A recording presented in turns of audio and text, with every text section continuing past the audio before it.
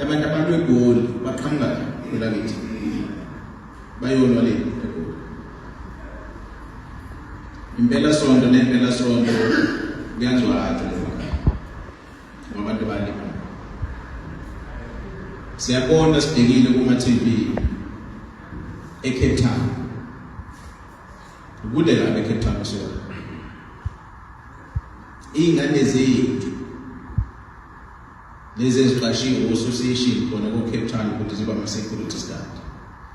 ziyabulawa ngenxa yempi yalemboni ematekisi. Ngithela ndaba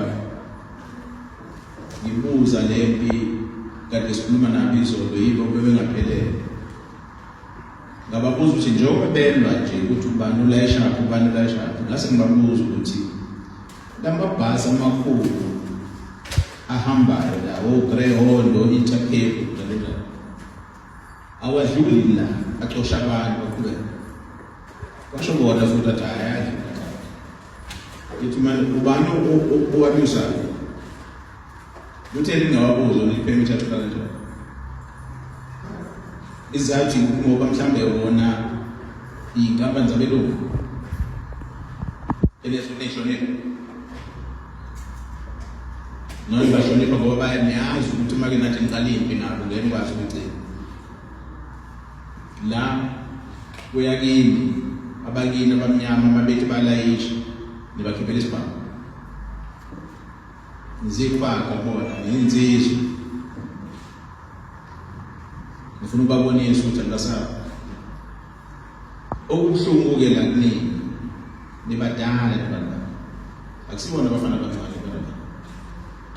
nibadala inini niphethe umsebenzi inini abantu bomsebenzi nikhethile leadership abantu abazonibheka ku association kodwa nina abaphathi bama-permit nina abaphathi bemoto abanini bemoto inini niphethe umsebenzi abashayeli benu lapha ngaphandle basebenzela nini zonke into abazenzayo ilezi lishoyo iy'nkabi lezi ey'dume kangaka ngelakithi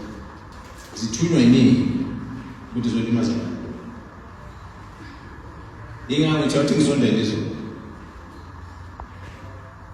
ngase ngicela izolo ukuthi asibe nanomhlangano namhlanje ngicela ndaba ukuthi angilalele leadership yakho umgqibelo manje ngicabanga ukuthi sibadala sonke singako ziningi izinto efanele besiyazenza namhlanje ukugqibela esizibeke eceleni ngoba sifuna ukuthula sathi asize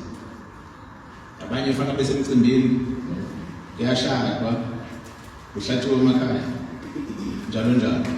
kodwa singiyekile lokho sezona